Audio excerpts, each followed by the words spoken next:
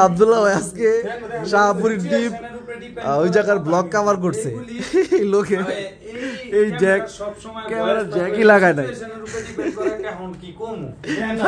ভাই আপনার অনুভূতি জানতে চাই।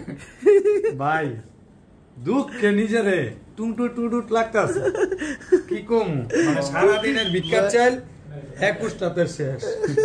এই যে দাও বিষয়টা দাও, এই যে দাও, এই যে জ্যাক ঠিকই লাগাইছে কিন্তু জাতা দেয় নাই। এই ভুলটা প্রায় মাঝে মাঝে করি যারা ব্লগ করি।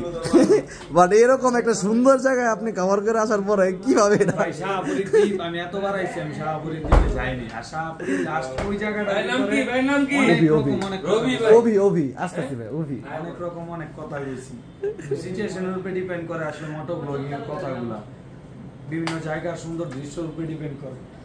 আমার মতো সবাই এরকম ভুল করবেন না, কারণ হইতেছে আমি আজকে যে ভুলটা করছি দ্বিতীয়বার আমি আবার শাহপুরীর দ্বীপে কবে যাবো বা ওই রোড বা অন্য কোনো রোড দিয়ে যাবো না ওই রোডে যাবো সেটার কোনো ঠিক নেই, কিন্তু সিচুয়েশনের সেই কথাগুলি আর থাকবো না। হয়তো এখন আমি ভয়েস ওভার আবার নতুন করে দিব, কিন্তু ওই জায়গার ওই মোমেন্টের যে কথাগুলি ওইগুলি হয়তো আমার খেয়াল থাকবে না, মনেও থাকবে না, বলাও হবে না। সরি। আমরা অনেকেই খালি ভিডিও দেখি, লাইক কমেন্ট করি না, বাট আমাদের এই যে এত কষ্ট, এত প্যারা, এত শ্রম, আবার এইগুলা এডিট করা, তারপর হচ্ছে আপলোড করা, অনেক রকমের প্যারা, অনেক সময়ের ব্যাপার আছে।